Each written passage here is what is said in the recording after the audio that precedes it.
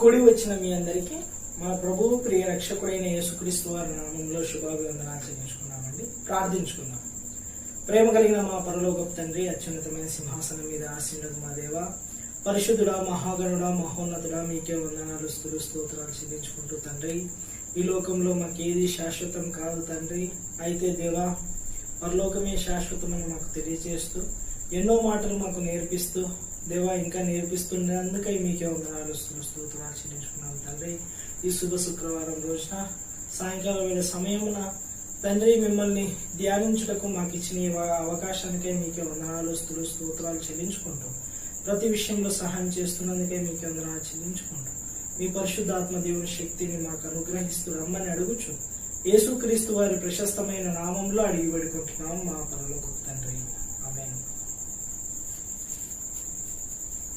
ఈరోజు ఈ సాయంకాలం వేళ సమయంలో మనం ఒక అంశాన్ని ఆలోచిద్దాం.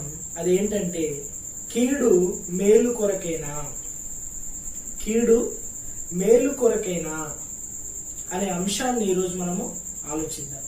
ఏంటి కీడు, ఎవరికి వస్తుంది, ఏంటి మేలు అనే విషయాలు మనం ఆలోచించినట్లయితే కీడు అనగానే ఆపద, లేకుంటే అపాయం, ప్రమాదం, బాధ, వీటన్నిటిని పర్యాయ పదాలుగా మనం ఈ లోకంలో చూస్తుంటాం, మాట్లాడుతూనే ఉంటాం. అయితే ఈ లోకంలో రెండు కీడులు మనము గ్రహించాల్సినవి ఉన్నాయి. రెండు టైప్స్ ఆఫ్ కీడు. ఒకటి ఎలా వస్తుందంటే మన తప్పిదం వల్ల కీడు లేకుంటే వాటి శిక్షను అనుభవిస్తాం. రెండవది మన ప్రమేయమే ఉండదు, అసలు మన తప్పే ఉండదు, కానీ కీడుని అనుభవించాల్సి వస్తుంది, అంటే శిక్షను అనుభవించాల్సి వస్తుంది. అయితే మన తప్పు వలన శిక్షను అనుభవించడం సాధారణంగా 99% మందికి జరుగుతుంది. కానీ మన తప్పు లేకపోయినా మనం శిక్ష అనుభవిస్తున్నాము అంటే అది కొంచెం ప్రత్యేకమైన కీడు అని మనము మన జీవితాల్లో జ్ఞాపకం ఉంచుకోవాలి. ఎందుకంటే ఇలాంటి కీడులు బైబిల్లో చాలా మంది భక్తులకు, మంచి మంచి భక్తులకు అవి ఏమయ్యాయంటే సంభవించాయి. అయితే కీడు వచ్చినప్పుడు వాళ్ళు వదిలేసి పారిపోలే. ఎందుకంటే కీడు వచ్చిందంటే దాని తర్వాత ఏముంటది, మేలు ఉంటది అనే విషయాన్ని గ్రహించారండి. భక్తులు ఏం చేశారంటే గ్రహించారు. అందుకే కీడు అనే తాడు పట్టుకొని మనం పోతూ ఉంటే చివరికి మనకు వచ్చేది ఏంటి, మేలు. ఒకవేళ తాడుని మధ్యలోనే వదిలేసామంటే మనం వదిలేస్తుంది కీడుని కాదు, మేలుని అనే విషయాన్ని మనము బాగా జ్ఞాపకం ఉంచుకోవాలి. కాబట్టి ఈరోజు మనం ఒక వ్యక్తి గురించి ఆలోచిద్దాం. బైబిల్లో ఎలా అతనికి కీడు మేలైంది అనే విషయాలు మనం ఆలోచిద్దాం. బైబిల్లో ఆదికాండంలో మనం చూసినట్లయితే యోసేపు అనే భక్తుడు గురించి దాదాపు అందరికీ తెలుసు. అయితే మనం కూడా ఈరోజు కొన్ని విషయాలు అతని జీవితంలో నుంచి మన ఆత్మీయ స్థితికి కావాల్సిన విషయాలన్నిటిని మనం ఈరోజు ఏం చేద్దామంటే ధ్యానిద్దాం. కాబట్టి ప్రియమైన వారులారా, అందరూ జాగ్రత్తగా బైబిల్ పెట్టుకొని పదము గ్రహిస్తూ వాక్యంని మనం అర్థం చేసుకుంటూ ముందుకు వెళ్ళాలని నా మనస్ఫూర్తిగా కోరుకుంటున్నాను. కాబట్టి ఒకసారి ఈయన గురించి ఆలోచిద్దాం. మనం ఎలాంటి వ్యక్తి, ఎలాంటి పరిస్థితులు ఈయన జీవితంలో వచ్చాయి, ఎలాంటి కీడు ఈయనకు సంభవించింది, అయితే ఈయనకు చివరికి దొరికిన మేలేంటి అని మనం బాగా పరిశీలన చేసినట్లయితే ఆదికాండము 37వ అధ్యాయము ఈయనకున్న కొన్ని లక్షణాలని, లేకుంటే ఈయనకు సంభవించిన వాటన్నిటిని మనం ఒక్కొక్కటి రోజు ఆలోచించే ప్రయత్నం చేద్దాం. ఆదికాండము 37వ అధ్యాయము 2వ వచనం. యాకోబు వంశావళి ఇది. యోసేపు 17 ఏళ్ల వాడై తన సహోదరులతో కూడా మందను మేపుచుండెను. అంటే ఇతని వయసు ఎంత, 17 ఏండ్లు. ఇతను యాకోబు కుమారులలో ఒకడు. అయితే యాకోబు ప్రేమించిన వాడు. చూద్దాం ఆ మాట కూడా ఎక్కడుంది. 3వ వచనంలో చూద్దాం. 37వ అధ్యాయం ఆదికాండం 3వ వచనం. మరియు యోసేపు ఇశ్రాయేలు వృద్ధాపమందు పుట్టిన కుమారుడు గనుక, యోసేపు ఎవరంట? ఇశ్రాయేలుకు వృద్ధాపమందు పుట్టిన కుమారుడు గనుక తన కుమారులందరికంటే ఎక్కువగా అతన్ని ప్రేమించి అతని కొరకు విచిత్రమైన నిలువటంగి కుట్టించెను. యాకోబు గారు యోసేపు గారిని వృద్ధాపంలో కన్నందుకు అతనికి ఒక విచిత్రమైన నిలువుటంగిటి కుట్టించాడంట. అతని సహోదరులందరికంటే యోసేపు గారిని ఏం చేశాడంట? ఎక్కువగా ప్రేమించాడంట. ఈ ఎక్కువగా ప్రేమించడం ఇతనికి కీడైందా? ఒకసారి అయింది, చూద్దాం.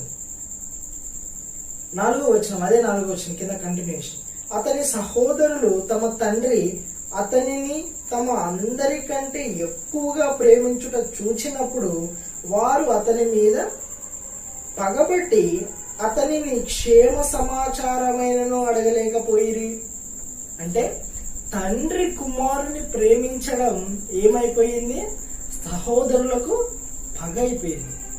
మనం కూడా మన కుటుంబాల్లో చూస్తున్నట్లయితే తండ్రికి చిన్న కుమారుడు అంటే ఎక్కువ ఇష్టం ఉంటుంది. అయితే సహోదరులంతా ఏం చేస్తారు? నీకు వాడంటేనే ఇష్టం, వానికే నీ కొనిస్తావు, నాకేం కొనియో. ఇలా మన కుటుంబాల్లో కూడా చాలా విషయాలు మనము చూస్తుంటాం. అలానే ఇక్కడ కూడా జరిగింది. ఏమైంది? యాకోబు గారు యోసేపు గారిని ప్రేమిస్తే అన్నలందరూ ఏం చేశారంటే ఇక్కడ కోపం కాదు, పగ పట్టారంట. అయితే ఈ యోసేపు గారికి ఒక లక్షణం ఉంది. అదేంటంటే కలలు కనేవాడు, బాగా కలలు కనేవాడు. ఈ కళల్లో ఆయనకి విచిత్రమైన కళలు వస్తాయి. అయితే ఈ కళలను తన అన్నలకు వివరించేవాడు, తన నాన్నకు కూడా వివరించేవాడు. అసలే మొదటిగా సహోదరులకు ఇతనంటే ఇష్టం లేదు. అందులో ఈ కళలు కని వాళ్ళకి చెప్పడం అనేది అస్సలు ఇష్టం లేదు. ఆ కళలు చెప్పినప్పుడు మరింత పగబట్టిరంట. ఒకసారి చూద్దాం.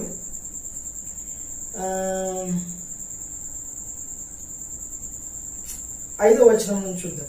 యోసేపు ఒక కల కని తన సహోదరులతో అది తెలియచెప్పగా వారు అతని మీద మరీ పగబట్టిరి. ఒక కల కని వాళ్ళ సహోదరులు చెప్తే మరీ పగబట్టారంట.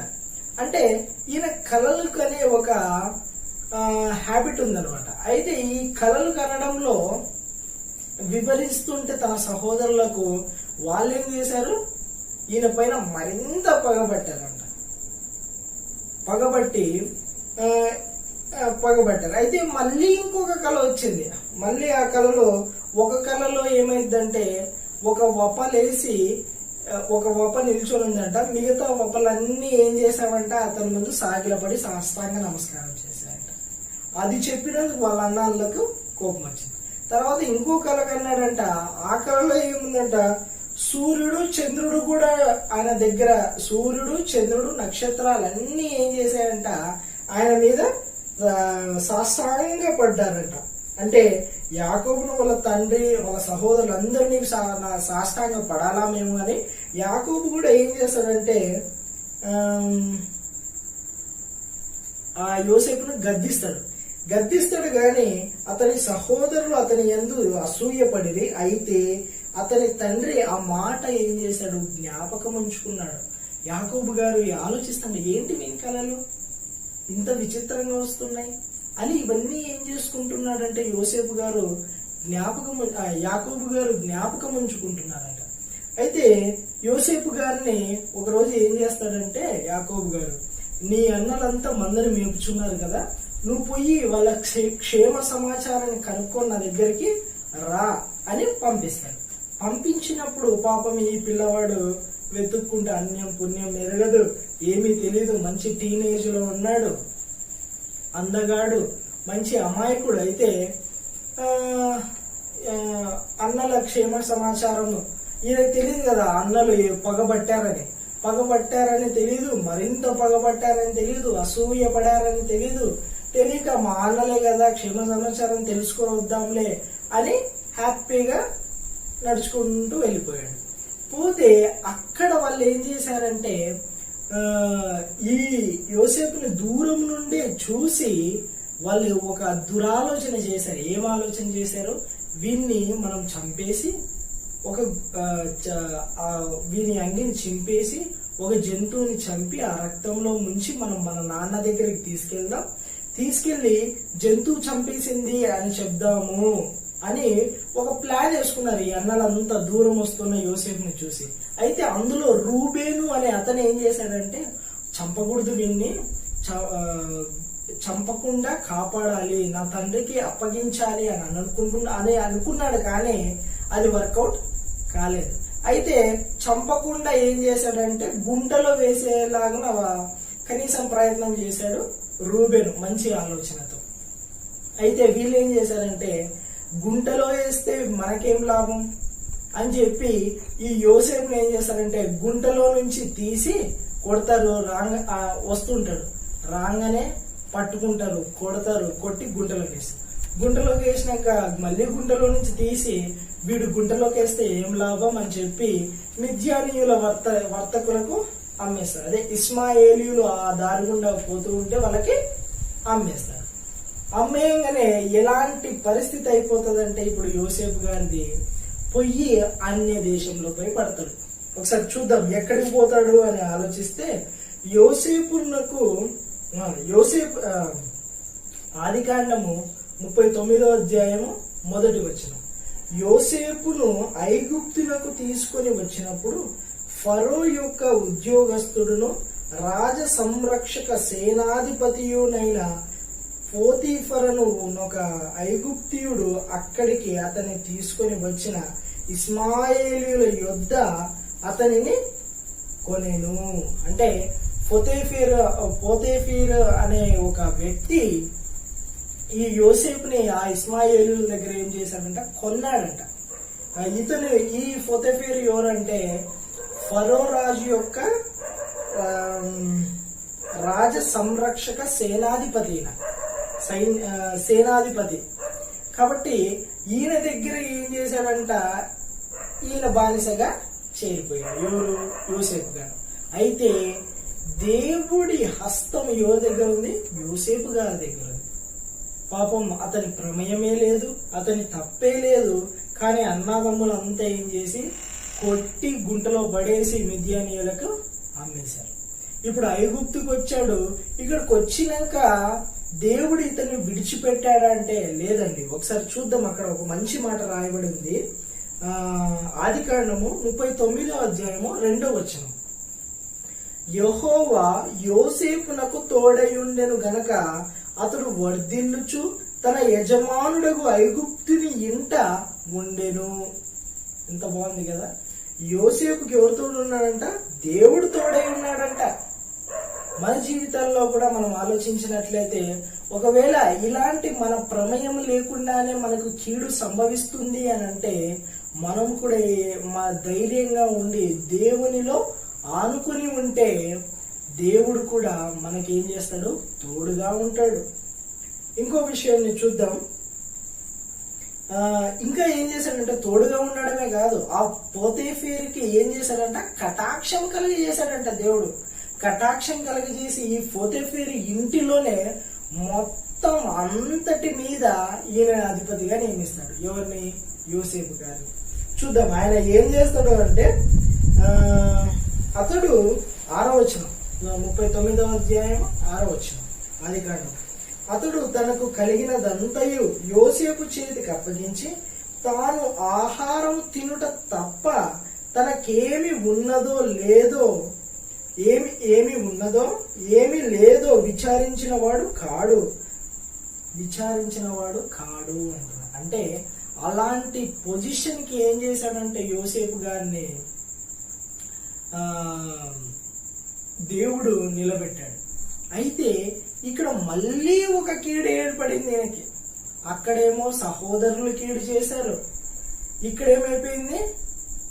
ఇంకో కీడు వచ్చింది. అదేంటంటే, ఈ పోతేఫీరు ఇంటిలో ఉన్న పోతేఫీరు భార్య ఏం చేస్తుందంటే, యోసేపు మీద కన్ను వేసి అతడు సుందరుడు రూపవంతుడు అయ్యుండుట చూచి అతను ఏం చేస్తుందంటే, ప్రతిరోజు ప్రలోభ పెడుతుంది ఆమెతో శయనించమని.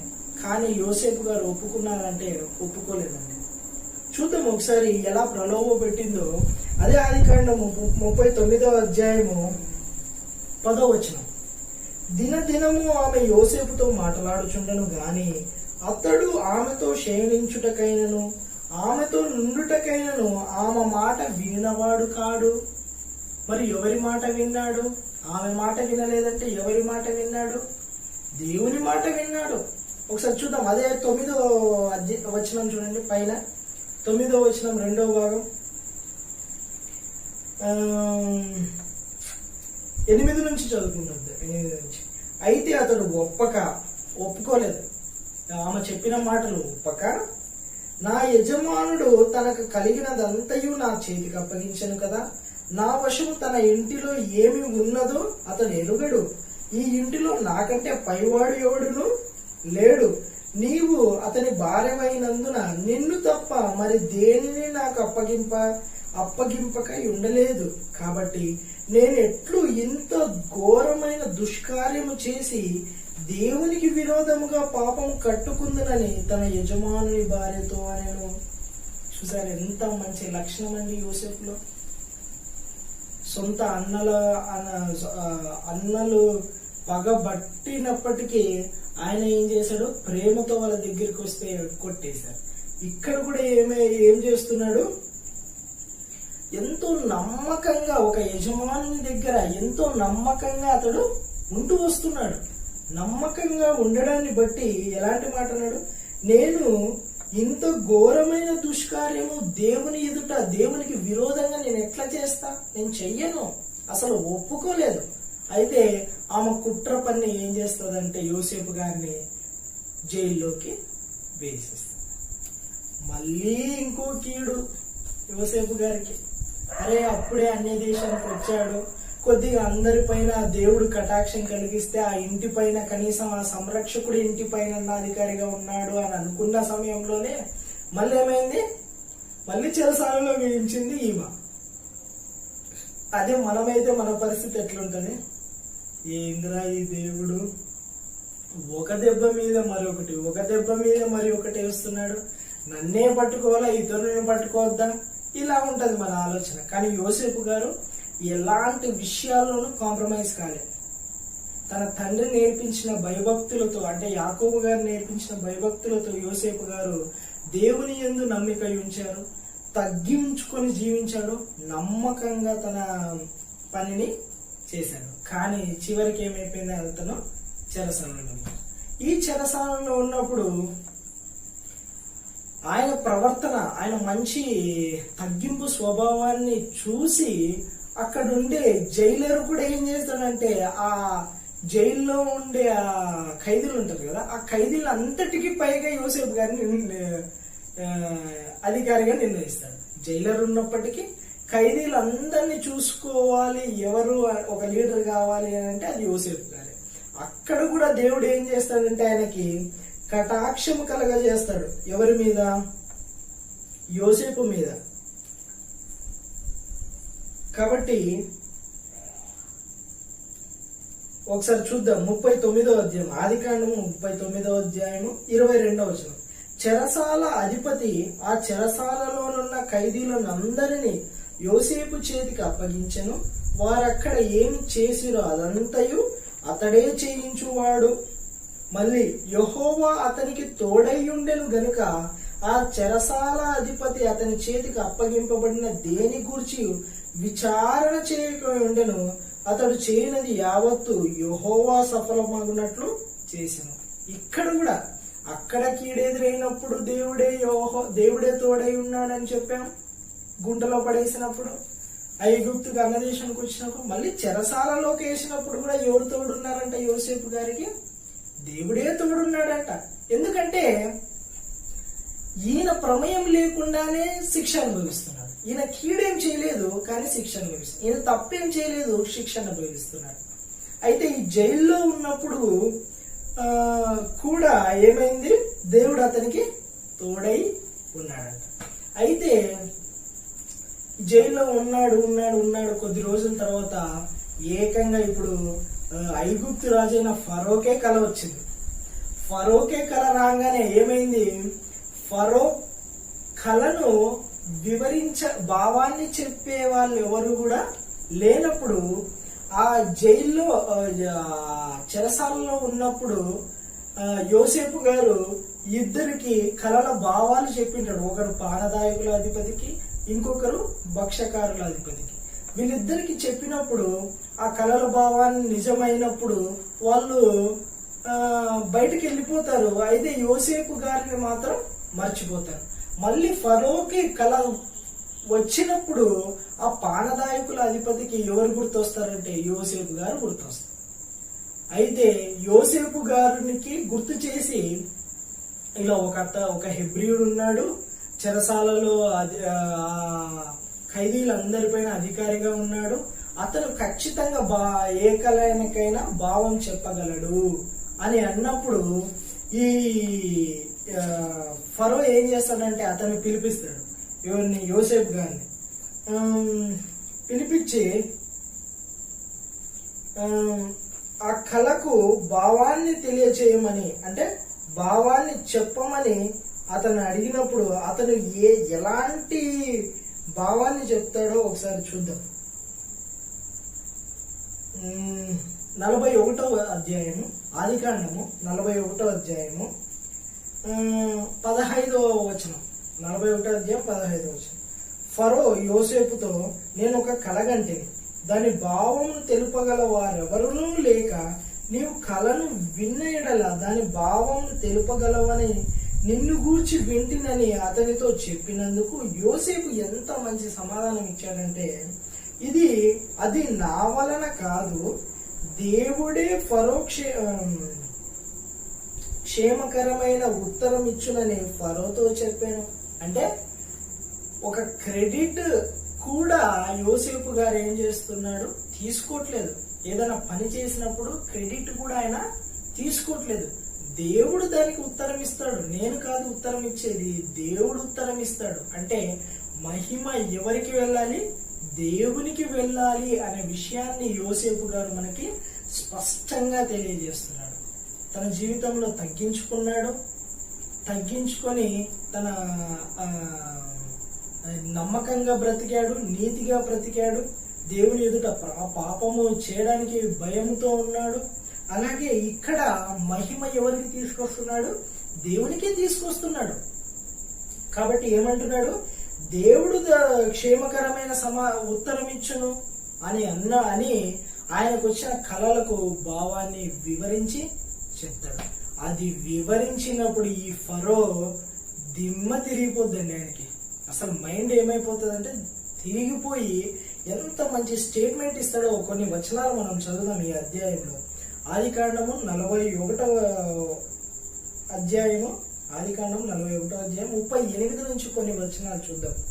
అతడు తన సేవకులను చూసి, ఇతని వలె దేవుని ఆత్మ గల మనుష్యుని కనుగొనగలమా అని అనేను అని అన్నాడు. ఇతని వలె దేవుని ఆత్మ గల మనుష్యుని కనుగొనలేము. మరియు ఫరో, దేవుడు ఇదంతయు నీకు తెలియపరచిన గనక నీ వలె వివేక జ్ఞానము గల వారెవరూ లేరు. నీవు నా ఇంటికి అధికారివై ఉండవలను, నా ప్రజలందరూ నీకు విధేయులై ఉందురు. సింహాసనం విషయంలో మాత్రమే నేను నీకంటే పైవాడినై ఉందనని యోసేపుతో చెప్పాను. మరియు ఫరో, చూడుము, ఐగుప్తు దేశం అంతటి మీద నియమించి ఉన్నానని యోసేపుతో చెప్పాను. మరియు ఫరో అతని చేతినున్న తన ఉంగరం తీసి యోసేపు చేతికి పెట్టి సన్నపు నారబట్టలు అతనికి తొడిగించి అతని మెడకు బంగారు గొలుసు చేసి తన 2వ రథం మీద అతన్ని ఎక్కించి, అప్పుడు వందనము చేయుడని అతని ముందర జనులు కేకలు వేసిరి. అట్లు ఐగుప్తు దేశం అంతటా అతను నియమించాను. ఎక్కడికి వచ్చిందండి స్టోరీ? అన్న ఎక్కడో యాకోబు దగ్గర ఉండేవాడు, మందలు కాయచ్చు. అన్నలు ఏం చేశారు? కొట్టి గుంటలో పడేసి అమ్మేశారు. ఐగుప్తుకు వచ్చాడు. ఐగుప్తులో ఏం జరిగింది? పోతీఫరు భార్య తప్పు చేయడం వల్ల, ఈయన మీద కుట్ర పన్నడం వల్ల జైలుకి వెళ్ళిపోయాడు. జైల్లో నుంచి ఎక్కడికి వచ్చాడు? ఇప్పుడు రాజు తర్వాత అతనే రాజు. 2వ రథం మీదకి ఎక్కించాడంట, ఉంగరం పెట్టాడంట, అన్ని పెట్టి ఏం చేశాడు, మొత్తం అందరిని ఏం చేయమన్నాడు, కేకలు వేయమన్నాడు. దేశం అంతటి మీద, ఐగుప్తు దేశం అంతటి మీద నియమించాడంట. అంటే కీడుపోయి ఎక్కడికి వచ్చింది, ఇప్పుడు మేలుకొచ్చింది. ఎంత గొప్ప మేలిది. ఈ విషయాన్ని యోసేపు గారే చెప్తారు. చూద్దాం ఒకసారి. చివరి అధ్యాయము, ఆదికాండము చివరి అధ్యాయం చూడండి. ఆదికాండము 50వ అధ్యాయము 20వ వచనం. మీరు నాకు కీడు చేయను ఉద్దేశించిరి, కానీ నేటి దినమున జరుగుచున్నట్లు అనగా బహు ప్రజలు బ్రతికించున్నట్లుగా అది మేలుకే దేవుడు ఉద్దేశించను. మీరు నాకు కీడు చేశారు, కానీ ఆ కీడు జరిగింది ఎందుకంటే మేలుకే జరిగింది. కాబట్టి భయపడుకుడి, నేను మిమ్మును మీ పిల్లలను పోషించదని చెప్పి వారిని ఆదరించి వారితో ప్రీతిగా మాట్లాడను. ఎంత గొప్పటి విజయాన్ని సాధించాడండి. కీడు వచ్చినప్పుడు బాధపడ్డాడంటే బాధపడలేదు, పోనీ భయపడ్డాడంటే భయపడలేదు. యాక్చువల్గా చెప్పాలంటే టీనేజ్ కుర్రోడు అమ్మి వేయబడినప్పుడు ఎలాంటి పరిస్థితిలో ఉంటాడు, అసలు అతనికి ఏం చేయాలో తెలియదు, ఎలా ఉండాలో తెలియదు. కానీ ఆ పరిస్థితులన్నిటిని ఎదుర్కొని ఏం చేశాడు, ముందుకు సాగిపోయాడు. దేవుని యందు నమ్మకం ఉంచాడు, దేవునికే మహిమ ఇచ్చాడు, తనను తాను తగ్గించుకున్నాడు. ఇలా యోసేపు గారిని మనం ఆలోచించినట్లయితే మనకేం తెలుస్తుందంటే, అతనికి తన జీవితంలో కీడే జరిగింది, కానీ చివరికి అది ఏమైపోయింది, మేలుకైపోయింది. ఇంకో మంచి విషయం చెప్తానండి. యోసేపు గారికి యాక్చువల్గా యోసేపు అనే పదం హిబ్రూలో యోసెఫ్ అంటారు, యోసెఫ్. అయితే దీనికి అర్థం ఏంటంటే దేవుడు నిన్ను హెచ్చించును, గాడ్ విల్ ఇంక్రీజ్ అని ఉంది. God will increase.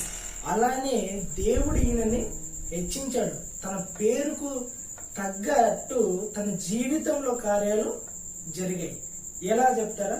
ఫస్ట్ ఎక్కడ పడ్డాడు, గుంటలో పడ్డాడు, పిట్లో పడ్డాడు. దాని తర్వాత ఎక్కడ పడ్డాడు, ప్రిజన్, ఎక్కడ, చెరసాల. గుంతలో పడ్డాడు, జైల్లో పడ్డాడు, డైరెక్ట్ ఇప్పుడు ఎక్కడికి వెళ్ళాడు, ప్యాలెస్కి వెళ్ళిపోయాడు. Pit to prison, prison to palace. అంటే తన జీవితంలో కీడు ఎక్కడికి తీసుకెళ్ళింది, చివరికి మేలుకు తీసుకెళ్ళింది. ఒకవేళ మధ్యలోనే ఆయన యోసేపు గారు దేవుని దూషించింటే, లేకుంటే నా వల్ల కాదురా బాబు అని వెళ్ళిపోయింటే ఇలాంటి మేలు ఆయనకు వచ్చేదా?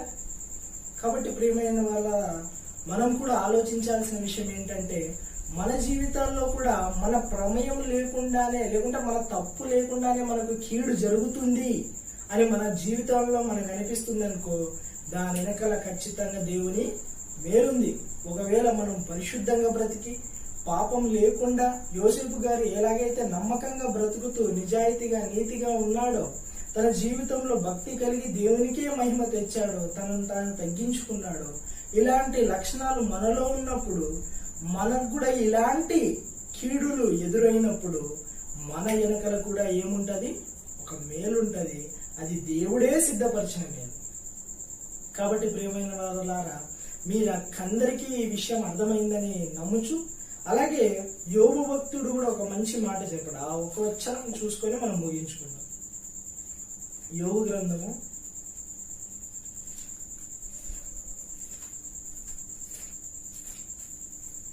2వ అధ్యాయము 10వ వచనం. యోబు గ్రంథము 2వ అధ్యాయము 10వ వచనం. అందుకతడు మూర్ఖురాలు మాట్లాడినట్లు నువ్వు మాట్లాడుచున్నావు, మనము దేవుని వలన మేలు అనుభవించుదుమా, కీడును మనము అనుభవింప తగదా అని. అంటే దేవుని దగ్గర నుంచి మేలే కాదండి, కీడు కూడా వస్తుంది. ఆ కీడు కూడా వచ్చినప్పుడు అది తిరిగి మనకేమైంది, మేలుగా మారిపోతుంది. కాబట్టి మన జీవితంలో కూడా క్రైస్తవులుగా మనము ఈ లోకమంతా మనకు వెర్రితనమే, పోనీ ఈ లోకమంతా మనకు అసహ్యమే. ఈ లోకంలో ఉండే వాళ్ళంతా మనల్ని అపహసించవచ్చు, మనకు కీడు సంభవించవచ్చు, లేకుంటే మన పైన కుట్ర పన్నచ్చు, యోసేపు గారి జీవితంలో జరిగినట్టు. కానీ చివరికి అది ఎక్కడికి తీసుకెళ్తుంది? మేలుకే తీసుకెళ్తుంది. మేలు, నిత్య జీవం అనే మేలు మనకి ఎల్లప్పుడూ దేవుడు సిద్ధపరిచాడు. కాబట్టి ప్రియమైన వాళ్ళారా, మీరందరూ గమనించినట్లయితే యోసేపు గారి జీవితంలో తాను కీడును అనుభవించాడు. అలాగే ఈ రోజు మనము ఈ క్రైస్తవ జీవితంలో మనము కూడా కీడును అనుభవించి ఎక్కడికి వెళ్ళాలి? నిత్య జీవం అనే మేలులోనికి మనం వెళ్ళాలని మీరందరినీ కోరుకుంటూ, ఈ మాటలందరూ అర్థం చేసుకున్నారని గ్రహిస్తూ, నాకు ఇచ్చిన ఈ అవకాశానికి దేవునికి వందనాలు చెల్లించుకుంటూ ప్రార్థన చేసుకున్నాను. ప్రేమ కలిగిన మా పరలోకపు తండ్రి, అత్యున్నతమైన సింహాసనం మీద ఆసీనుడగు మా దేవ, పరిశుద్ధుడా, మహాగణుడా, మహోన్నతుడా, దేవా ఇచ్చిన ఈ అవకాశానికి మీకే వందనాలు చెల్లించుకుంటూ, దేవా యోసేపు గారి జీవితాన్ని మేము ప్రకటించినప్పుడు తన జీవితంలో తను విధేయత కలిగి, తండ్రి తగ్గింపు స్వభావాన్ని కలిగి కేవలం మహిమ, ఘనత, ప్రభావాలు మీకే తెచ్చాడు తండ్రి. అలాగున మా జీవితంలో కూడా క్రైస్తవులుగా ఈ రోజు తండ్రి మేము కూడా తండ్రి మా జీవితంలో మేలును తీసుకొచ్చేలాగున, మా జీవితంలో బ్రతికేలాగున సహాయాన్ని అందజేస్తూ రమ్మని అడుగుతున్నాం తండ్రి. దేవా వీలైతే దేవుడి నుంచి, దేవా మీ నుంచి మేము మేలే కాదు కీడును కూడా అనుభవించతగదా అని యోబు గారు ఎలాగైతే చెప్పారు, అలాగా మా జీవితంలో దేవా ఎన్ని కీడులు సంభవించినా దేవా నమ్మకంగా మీకోసం మేము బ్రతికేవారిలాగా మాకు సహాయాన్ని అందజేస్తూ రమ్మని అడుగుచు, ఈ అవకాశాన్ని ఇచ్చినందుకై, ఇలాంటి మంచి మాటలు మాకు తెలియజేసినందుకై మీకే వందనాలు, స్తుతులు, స్తోత్రాలు చెల్లించుకుంటూ యేసుక్రీస్తు వారి పరిశుద్ధమైన నామంలో అడిగి పెట్టుకుంటున్నాం మా పరలోకపు తండ్రి. ఆమేన్. థాంక్యూ.